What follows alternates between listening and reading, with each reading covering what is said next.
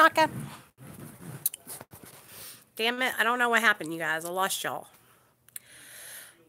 So, that's what I was like, are you serious? So, what was I talking about? Okay. Let's wait for some of you guys to come in here.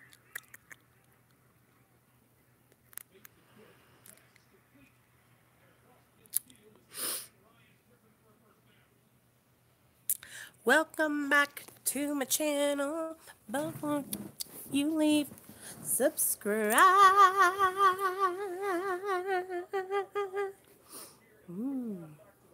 Pocket Naka.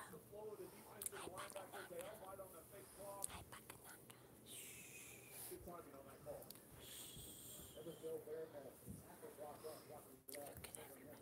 Mommy, Yes, my love. we finally cut this thing off right here. Why? Because I didn't like it on there. Okay. Well, we Look at didn't. Pocket Naka. Kiss me. Oh, he sneezed on you. Yo! Paco. That's disgusting. Paco. Look at you, my little Paco boy. Look at you. Look at you. I have no idea what happened. I just know that it shut off. Look at you. Look at you. Look at you. You are the most beautiful boy in the whole wide world. You're so regal and so fine. Look at you. Look at you. Paco. Paco. Look at you. My beautiful boy. What's your name, little boy? You better tell us your name. Paco. Paco. Paco. Look at you, boy. Look at my strong little man of a dog. Look at him as he sits there. Wait. Look at you, boy. Look at Nate. Here he is. Help us, Jesus. He's gonna be quite a handful when he gets older. Look at you, Paco. Look at you. Ah, ah! Yeah, look you.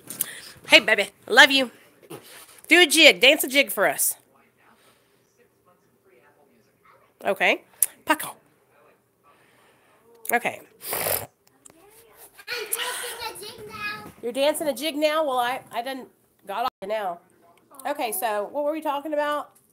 Okay, I wanted to talk about how to find out if someone's serious when you're following them on a channel, on their channel, okay?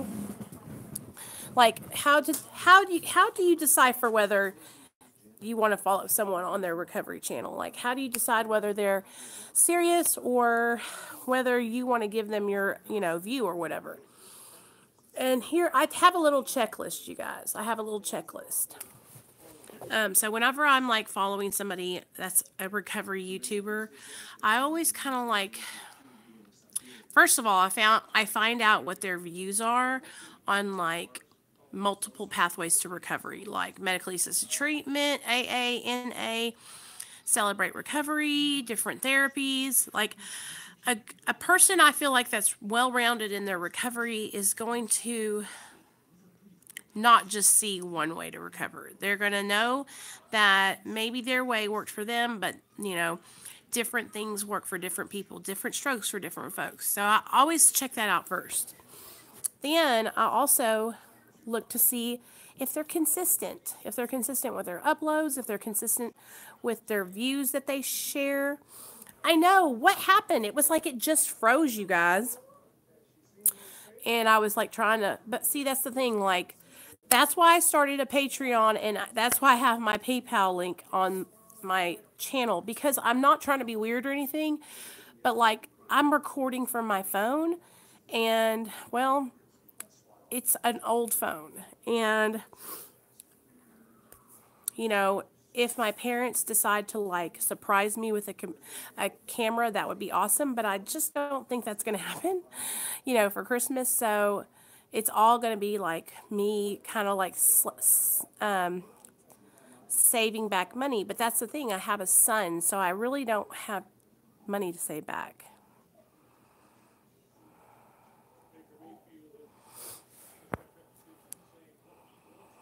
You know what, Jordan? Yeah, I can do that. And I will make a specific video just about what me and Melissa talk about because my therapist's name is Melissa. But I'm going to tell you this, like, she asks me a lot of questions. Like, she asks me how work's going. She asks me about me and Neil's relationship and how we're doing, like, in our recovery as a couple. She asks me about, you know, how I'm feeling because she knows that I struggle with my weight and that I'm really self-conscious about it. So she asked me about that. Like, and we have like a really good back and forth with each other. Like, she's not going to just let me sit there and like ramble though. Like, she's going to guide the conversation because she wants to make sure that like we talk about things that I need to talk about. Because sometimes what happens when I'll go to therapy is I'll get on one tangent, kind of like I do here when I'm talking with you guys. And I'll just kind of like ramble on about one thing. So she kind of like has to pull me back in and like say, okay, let's move on to the next thing. Now tell me about this, you know? But she is an objective human being who I can talk to, who she doesn't have like, she's not emotionally attached to me. So she makes really good suggestions. And also like when I was struggling with, people judging me for being on Suboxone. She was one of the people who was like, well, oh, Jordan, like it helps me so much to have a woman therapist. And it's almost like we've become, I know she's not my friend because she's my therapist, but I feel like we have a really good relationship. We're not friends, like we don't talk outside of therapy, but I feel like I could talk to her about anything, you know? And she, if you want them to ask you questions.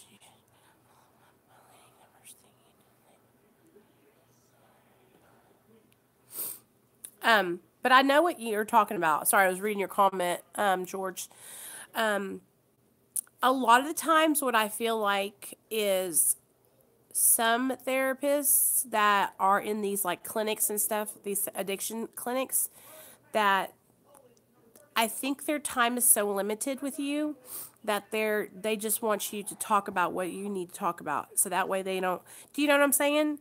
So maybe if you want a woman, just ask him to change you to a woman. You know, that's what it, Neil, my husband, when he first started with his therapist, it was a girl and he just didn't like jive with her that good, you know?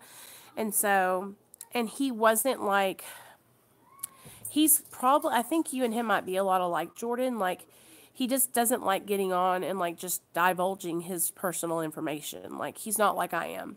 He's very, very private. So I think that for people like you guys who are more private, it's so hard to like, because I go in there, girl, and I'm like, Melissa, I've told her about you guys. I gave her the link to my YouTube channel. I gave the nurses at the clinic the link to my YouTube channel. I gave my Suboxone doctor the link to my YouTube channel. And my Suboxone doctor went on there and watched some of my videos. He goes, wow, I'm going to give your channel to some of the people that come in. And I'm like, yeah. You know, because, and that's the thing, like, I'm not hiding anything. Like, my Suboxone doctor has the link to my damn channel, you know. I'm just like, this is how I am. But when I go, hey, Crystal, when I go in, like, I'm ready. Like, I am already thinking of the things I want to talk about when I go into my therapist, you know. Because it is so good for me to go in there and just, like, spill everything. Man, I'm telling you what, she has to have, her ears must be on fire because I will be in there just, because I'm the kind of person that, like, I'm constantly thinking, like, am I doing enough? Am I doing good enough? Am I doing a good enough job on my recovery? Am I helping enough people? Am I leading people down the wrong direction? You know, and that's why I wanted to make sure. Hey, Tabitha, we're doing good, girl. How are you doing? That's why I try to make sure that whenever I'm talking with you guys, like, I'm like, you need to contact a medical professional. Like, I don't want anybody to ever. The snarks, I know, I've been there too.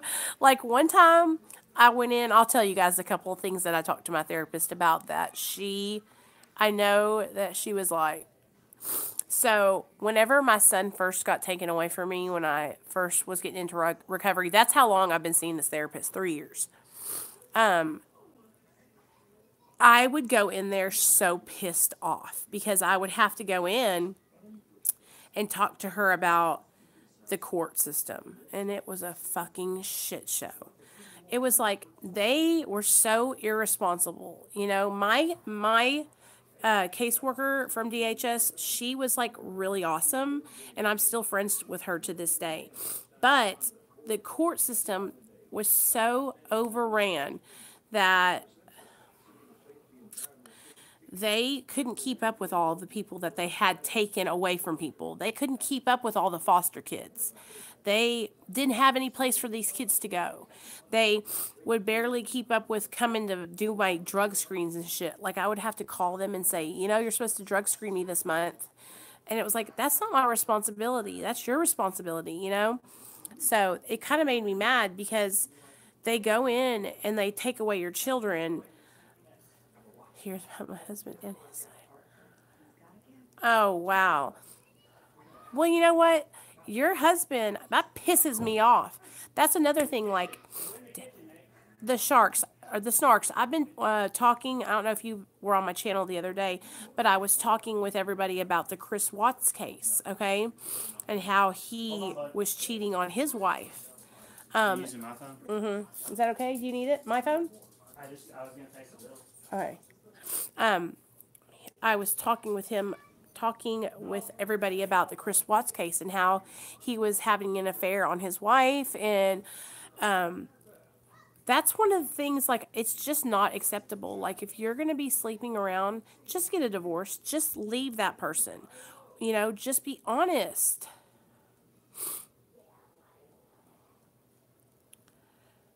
Oh. Michelle? What's your last name? Is this Michelle T-O-D-T? My husband's counselor told him the same thing, that he needs to keep up with it, but everyone else's counselor takes care of their patients. See, well, this was when I was like, you know, going to, it's been 20 years, girl, he will pay me out the butt. Michelle Janey. I haven't been on Facebook, but I know who now I know, I'm sorry. You know, I took down my account. You know why I had to do that? Because people on Facebook were fucking driving me crazy, girl. But I'm glad you came over here to my YouTube channel. That makes me so happy. A lot of people are starting to notice that I'm not on Facebook, and so they're coming over here to check on me, I guess. You know what? I know that. But you know what, Michelle? Listen, you are so much better than that. You don't let him do that to you. You fucking... 20 years of marriage. 20 years of marriage. You know, it's like, just have some respect for me, dude. But you know what? I'm glad that you're going and talking to somebody about that, because, you know, it's not a reflection on you. It's not a reflection on you. That's a reflection on him. Yeah, and Facebook, what will happen on there, especially in the recovery community, is everybody, like, wants to get in your business and act like they care. But you know what? They really don't give a fuck. Because I believe that. I would, like, put stuff on Facebook and try to just, like, share how I was feeling or experience that I was going through. And I would get, like, these empty promises and, oh, I'm going to pray for you. And I'm like, pray for me? Like, I need somebody to come help me. No, it's like, but don't let that, that's not that makes me so upset for you, because it's not a. What I'm trying to say is, like, us women, we internalize things and we think, oh, it must be me. There must be something wrong with me. But that's the farthest thing from the case. Like, a man that fucking feels the need to step out on his woman, it's not because of anything that she's done. It's because something that's going on inside of him. You know, that's why there's communication. That's why, like me and Neil, I was just talking about this. Can I share something really personal with you guys? So, me and Neil, we're both on medication-assisted treatment. So, we both suffer with our sexual drive, right?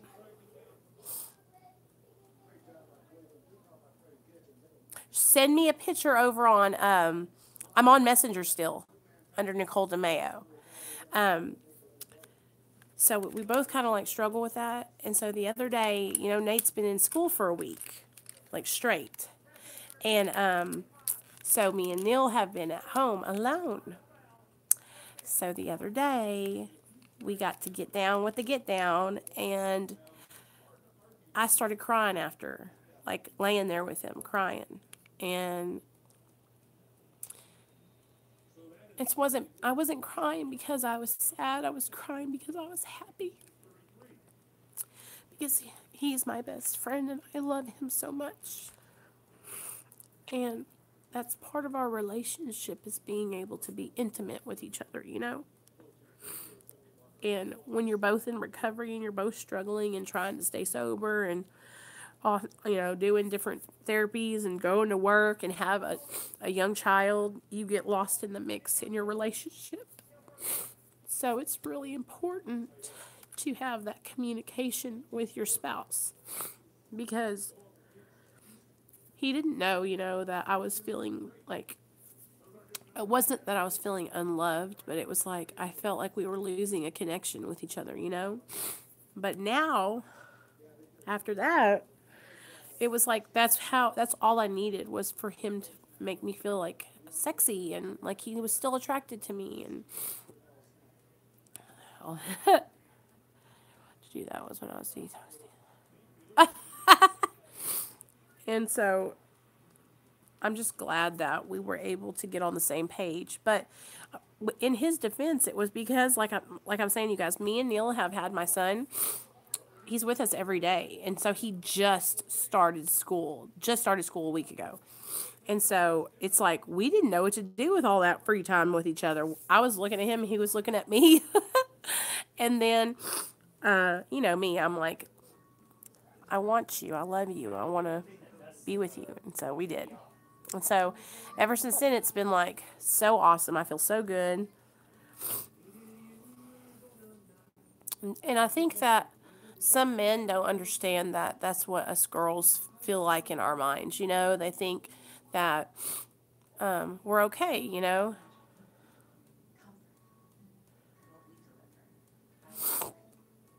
You need to tell her to kick rocks. Does she know about you?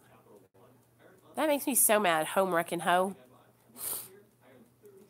I would beat her ass.